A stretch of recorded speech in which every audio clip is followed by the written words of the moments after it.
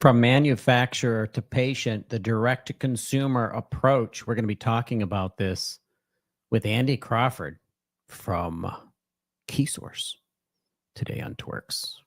And why that's important to independent community pharmacy, why that's important to pharmacy consultancy, and what that means to expand services and access to medications. We also want to talk about maternal RX. They featured Ovariate and the PRISM system with Mary Cusick and Dr. Devin Buston. Amazing interview that came out this week. And tragedy, which we're going to touch on TWIRx News, when a pharmacy student was shot and killed by her friend who became paranoid after they smoked pot together, which is a crazy story. All this and more on TWIRx.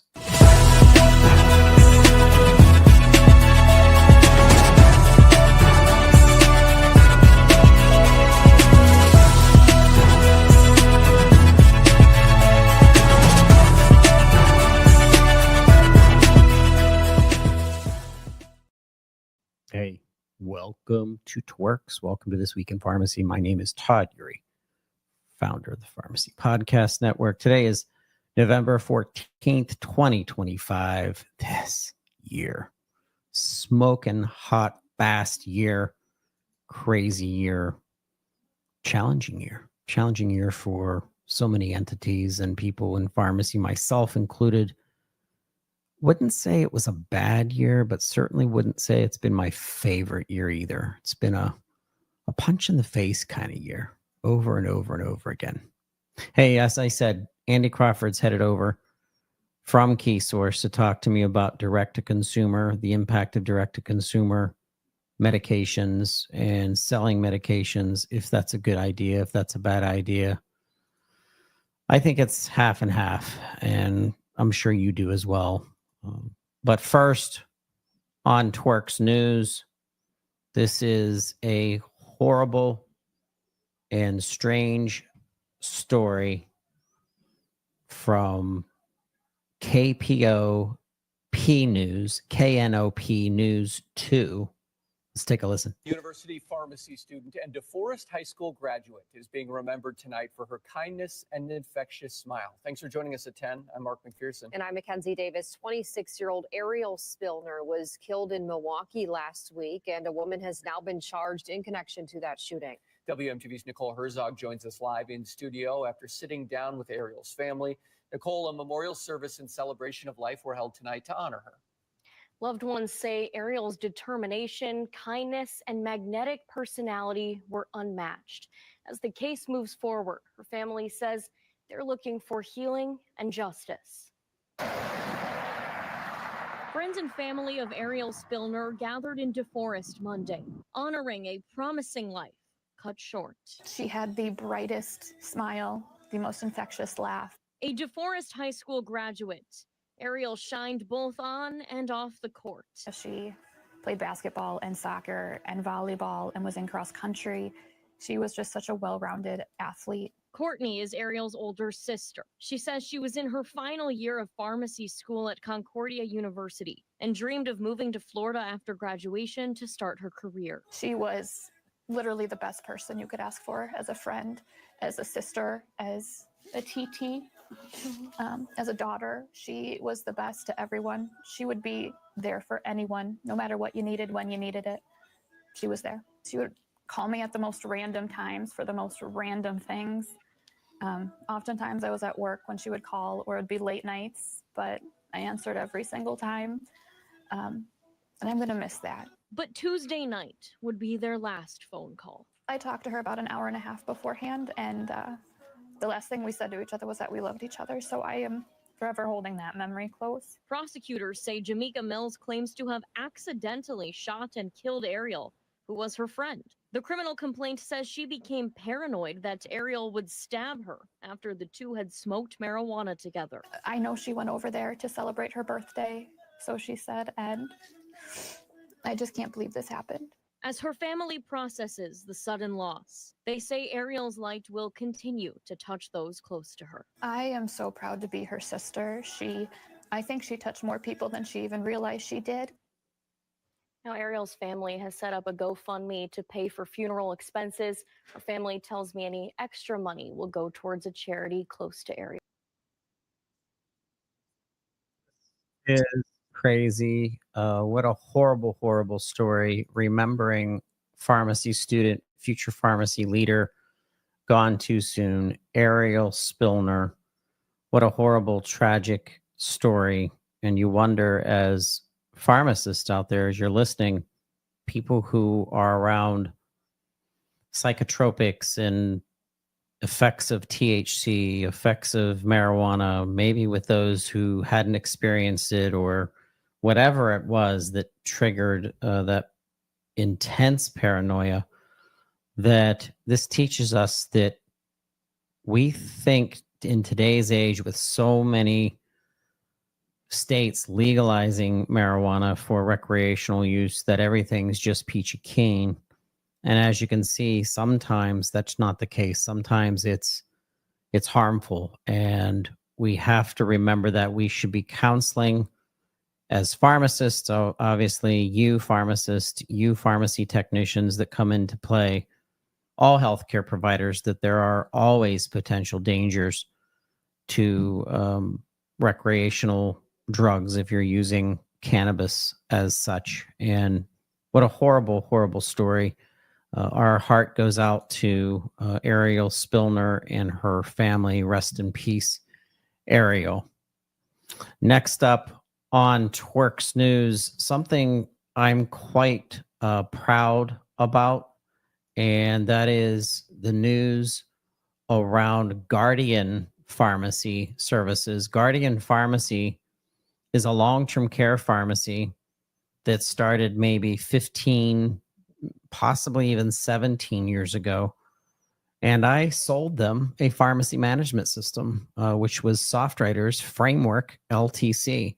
So excited to see that Guardian has made the news. The Motley Fool wide Guardian Pharmacy Services stock was on a tear Tuesday, and how the IPO was announced. This was a strong evidence by a 20% revenue jump in this news, and how Guardian Pharmacy Services, the stock symbol is GRDN, was a stock ideal for ailing portfolios on the second trading day of the week, thanks largely to better than expected annual guidance. In its latest quarterly earnings report, the company's shares were motoring more than 7% higher in mid-session trading. That performance was notably better than the 0.3% advance of the S&P 500. Congratulations to Guardian Pharmacy. I love seeing success stories like that. And I hope them continues to success. They have to continue to be successful, because we need more long-term care pharmacies doing nothing but thriving and delivering services to your communities, and long-term care at home expansion. You know, we like to talk about that.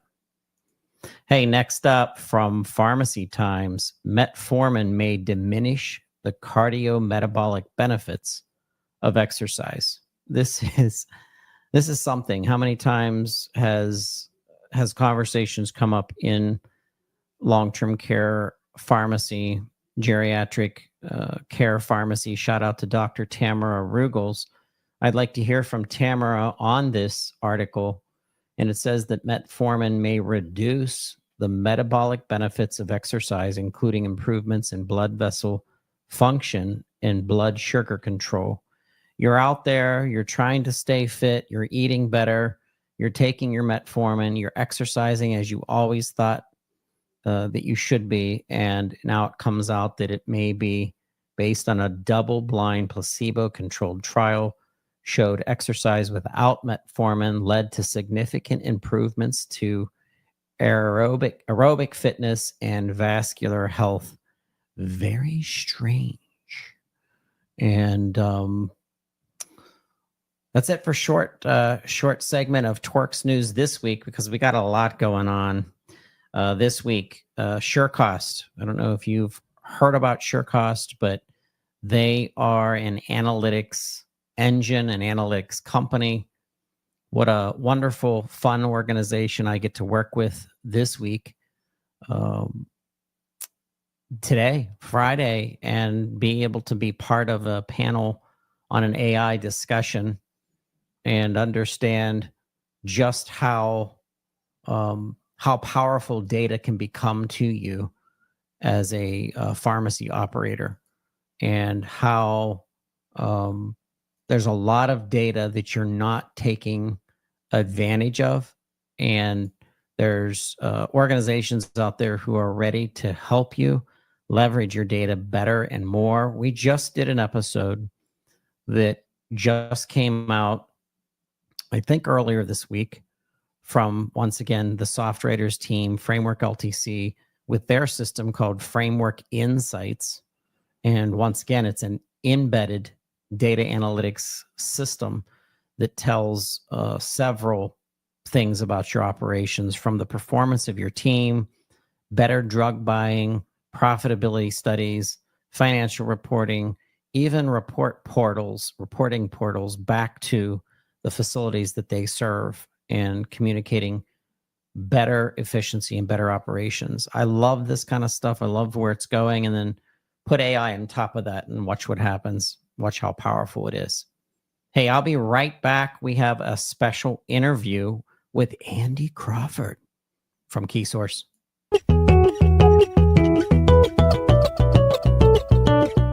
Hey everyone, it's Todd Uri with the Pharmacy Podcast Network. I could not be more excited to talk to you that we're going to be doing the SureCast with SureCost at the Insights User Conference on November 13th and 14th.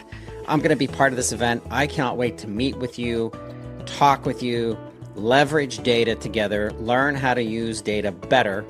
And it's going to be an incredible opportunity to connect with other pharmacy owners and innovators, colleagues who are all working together for the same goal, helping pharmacies thrive. And what better way to capture those conversations than a live event? That's SureCast. And I can't wait to bring this to you, sit down with so many of you. This is going to be in Nashville.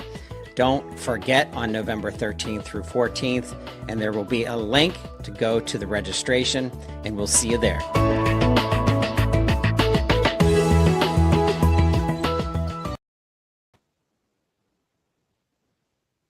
Hey, welcome to This Week in Pharmacy. We have a lot going on. I tell you what, it's last quarter of 2025. It went way too fast for me. Hopefully you had a good year. It's been a wonderful year. It's been a very difficult year, transitioning from podcasts and content that is changing. It needs to be packed with more trust, more reference.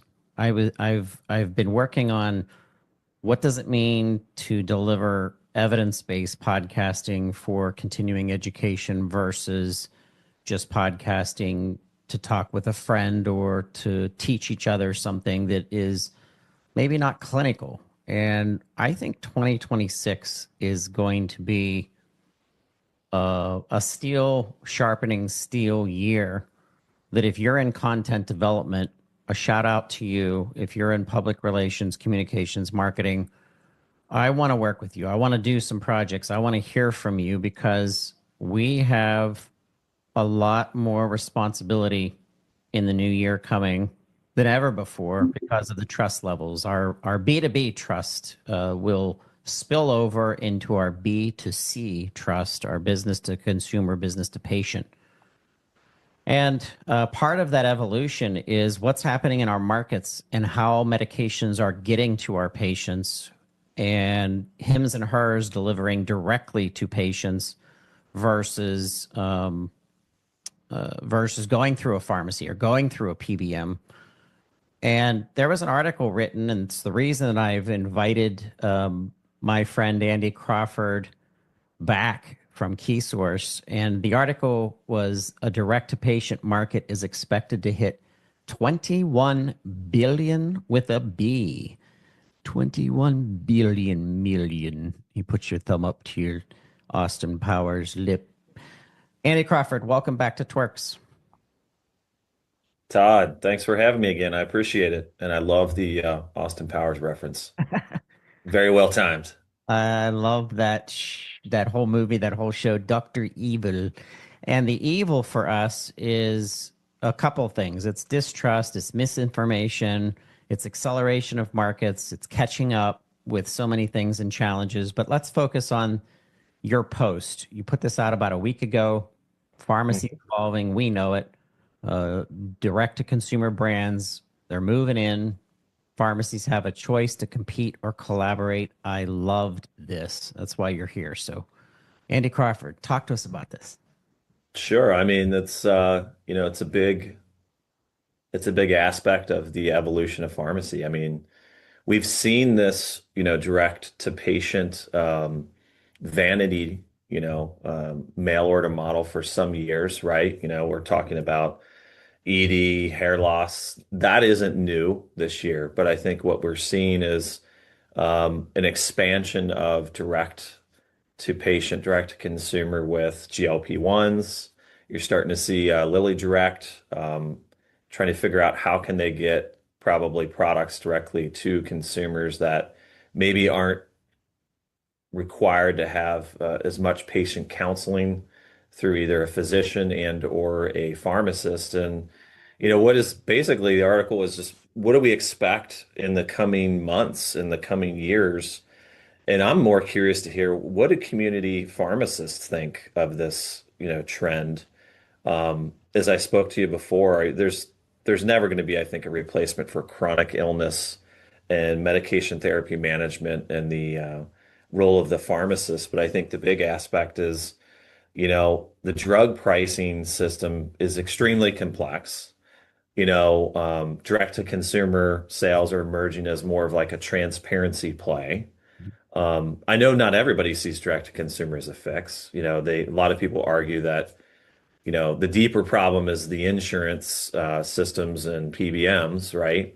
And then you have TrumpRx, which is a big aspect of jumping on the train of direct to consumer. And nobody really knows what's the impact of this going to be on PBMs and pharmacies. Nobody knows. There's a lot of guesswork and could it pull scripts away from independent retail just as mail order is right now? And that was really the question I posed: is where do independent community pharmacies and pharmacy in general, how can they collaborate instead of just compete with this model? And what is it going to look like in a couple of years?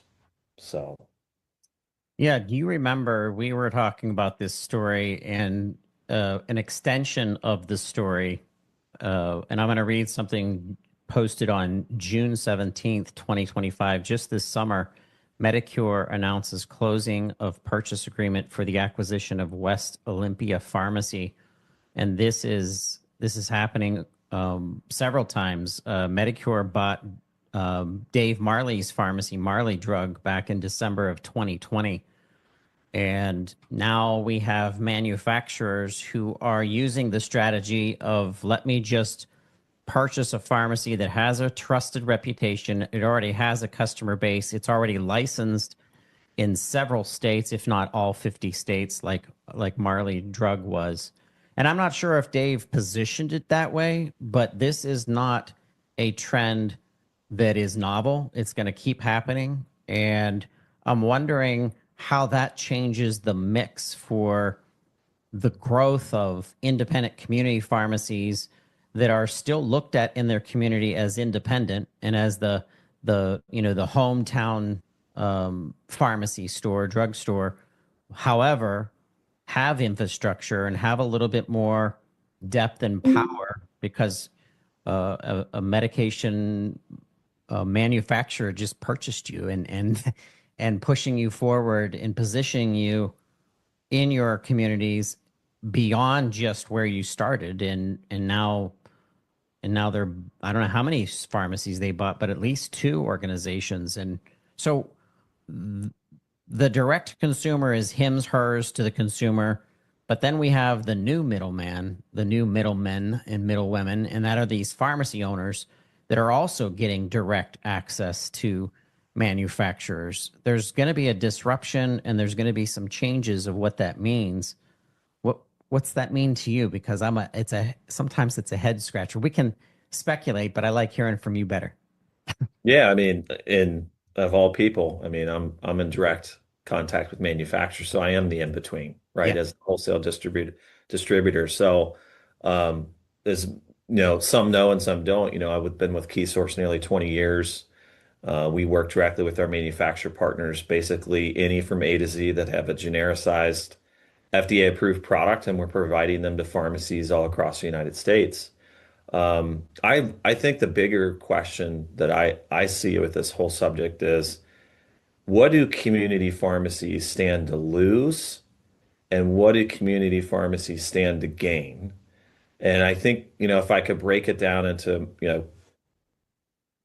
the top, subjects of what do they stand to lose? Well, the obvious is prescription volume and foot traffic, right? Second would be, is there pharmacies are often the most frequent face-to-face touch point in healthcare. You go direct to consumer, you reduce those interactions, and that, in essence, kind of weakens the role as a counselor. And that's the most important aspect of, I believe, the community pharmacy, and the trust that they've gained through the patient base is, being somebody that a patient can go to and talk about drug interactions and maybe look at the whole patient's health profile and not just one or two products. So loss of that, visibility of care and decisions, that's maybe what they stand to lose. As more traction of direct to consumer, direct to patient might happen. And then influence and medication management, as I spoke to, is if you bypass the pharmacy, and when we say pharmacy, let's say community pharmacy, will that pose maybe more misses and, counterindications or duplications, drug interactions that maybe can be missed? And then on the more of the optimistic side is, what can pharmacies gain from this is, obviously when you have a model that exposes drug pricing transparency, right, is what you really see. A lot more transparency in pricing, exposes pricing of maybe where consumers should expect to pay for certain goods, specifically patients. And I think my biggest point being, and what can they gain, is this is an opportunity for community pharmacies, an opportunistic aspect is to really reinforce their value as a care provider. There's a lot missed in just having something show up to your doorstep. And I think that we have to carve out some of these, vanity-based products that don't necessarily require as much counseling. But that's huge, right? Vaccinations, human connection, chronic care management, personalized medication counseling, and adherence support. Those are all huge as a value as a care provider, being a pharmacist. And I think, lastly is just, what do they stand to gain? And as you brought in here, is, manufacturer relationships directly with pharmacies on certain products is, channel integration, fulfillment partners. So if you're a community pharmacy, for those that know or don't know, there's a big aspect of demographic, right? Of dispensing and demographic of, hey, we need channel partners to get these medications out to maybe some of these direct to consumer, direct to patient models, and can, Bob's Pharmacy on the corner help facilitate that? And maybe that's what pharmacy continues to evolve towards, is they don't lose these aspects of a care provider, but they're just adding a different channel in which the medications get to the consumer or the patient. I see an increase, hims, hers, and I guess you could categorize that in sexual health. You continue on that theme, and we see that there is an ability for a pharmacist to prescribe birth control and manage that. We have a brand new client 3-part series coming out from Prism, which is an EHR system that's built specifically for birth control. and for counseling and for dialing into what a woman's system needs that gets a little bit more detailed than just doing a telehealth. Hello, I'm your, physician slash pharmacist now, and here's your birth control. I mean, the team at Ovariate, which is the developers of Prism, they're really spending time with pharmacists, training them not only on the platform but on the whole category of birth control and women's health. And so I see opportunity, and if you can align with a direct to a manufacturer relationship, like you said, I think there's more transparency. There could be more savings, but I don't want it to spiral out of control, because big business, stock prices, all this influence, they start to pervert the quality that you just aligned with. And you just said that it's the trust factor, it's the safety factor. In your blog, the line I like the most is pharmacy is being redefined as the bridge that keeps care personal, safe, and local. So I think we could have the best of both worlds. That if the pharmacy owners out there, shout out to these cash-based pharmacies that are popping up that are directly dealing with sometimes manufacturers, they rely on you and KeySource more than ever in that model. But they're able to keep the personal, the safe, and the local in check without it running crazy just because people want to make some money. And if there's a balance there, and I think that balance is pharmacists fighting at the policy level, talking to policymakers and your state representatives, your state senators, because those people don't understand necessarily the accelerated dangers and allowing disease states or disease conditions, or any condition for that matter, to be taken over by the Amazon pharmacy model that is doing things from the very beginning that we just need to slow down sometimes. And we need to be a little bit more detailed sometimes. And there isn't, now I'm not saying there's not a place for that, but it's a slippery slope. It pushes into a danger zone.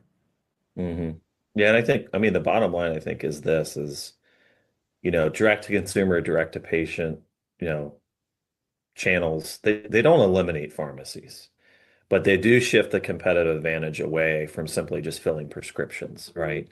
And it goes back to what you said before is, community pharmacies, they win by leaning into really what are their core differentiators, and that's clinical service, patient relationships, and ultimately trust, because pharmacists have, one of the highest trust ratings of any profession, right, out there. And I think that's something that price alone can't, overtake, especially when you're talking about your health.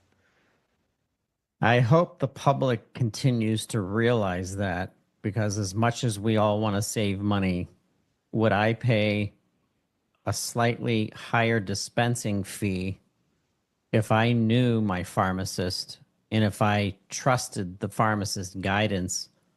Because if I get a vaccine, I'm going to a independent community pharmacy to get that done, Right. and look them in the face, and I can feel safe. I Sure. feel safe when I do that.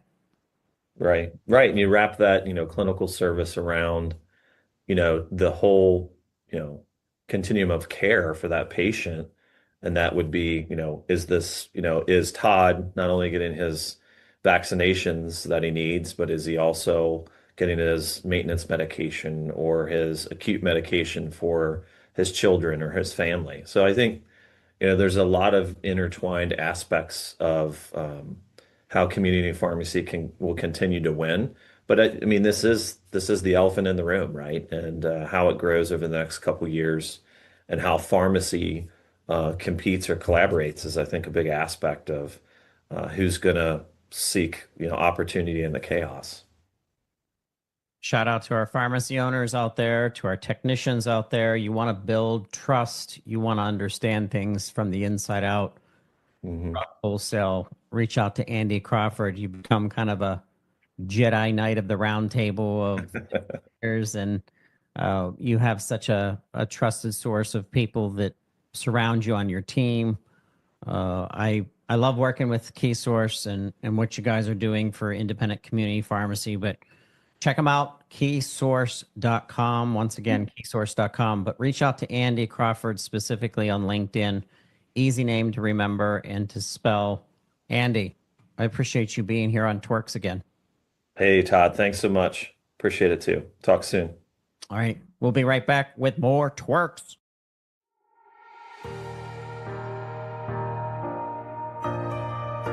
As frontline healthcare providers, pharmacists like you understand the importance of personalized care, especially in acute pain management. Ural Pharma is dedicated to providing high-quality, generic products tailored to meet your patient's needs. The company aims to serve a diverse range of patient populations, including athletes recovering from intense training, weekend warriors managing minor injuries, and those seeking a practical and mess-free option for acute pain management. Keep Ural in your toolbox of pain management options and join the ranks of pharmacists leading the way in personalized care. To learn more about Ural Pharma and its products, including full prescribing information, boxed warnings, and important safety information, visit uralpharma.com. That's YARAL pharma.com and connect with them on LinkedIn. And we're back. More TWIRx. Hey, I want to share some things with you. I hope that you had a great week. I hope you're listening now. I hope you're on your way home, getting ready for the weekend. Going to be able to chill out a little bit and get some rest. Get ready for the next week. Those weeks just keep coming. You just keep coming. But hope you're going to get some rest. Hey, I do want to point out the network is just swelling with such excellent information. If you're listening, I need you to do me a favor.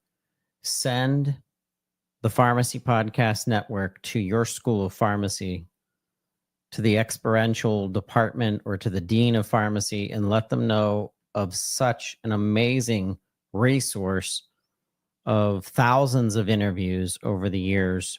More recently, the convention press coverage of the NCPA 2025 convention is coming out. It'll be out all next week, but the first episode just dropped. Shout out to Ural Pharma for sponsoring today's TWIRx, as well as us being at the New Orleans NCPA 2025. Shout out to Real Value RX. Thank you so much for your support. And Nimble RX, changing the way people can pay for their medications and services through your pharmacies using their mobile phone, because we want to use our mobile phone for everything. I do want to point out Ovariate has just done a podcast with Dr. Daniel Plummer. I absolutely love this discussion between them talking about birth control and their platform called Prism, electronic health record for pharmacists. If you're listening, you got to take a look at this. Just go to getprism.com, getprismrx.com. Once again, that's getprismrx.com. If you're a consultant pharmacist, if you're a community pharmacist, independent, even a small chain pharmacy, you're going to want to look at this Prism system, starting into women's health and pregnancy planning, and how pharmacists can become a big part of that. And they're going to continue building modules out of the Prism system, digging down into management, disease state management, and even testing, and what all that means for data and control, and being able to access your pharmacist versus your primary care physician, always keeping them in touch, but sometimes you can't see your primary care for 30, 40, 50 days out. Shout out to all of our hosts. Thank you so much for the work that you're putting in to the Pharmacy Podcast Network.